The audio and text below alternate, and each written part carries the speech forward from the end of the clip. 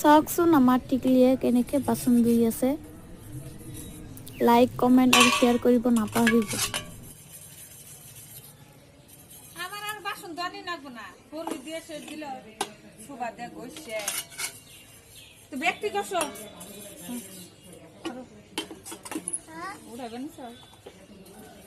হ্যাঁ উঠে উঠে করছো, উঠে উঠে উঠে উঠে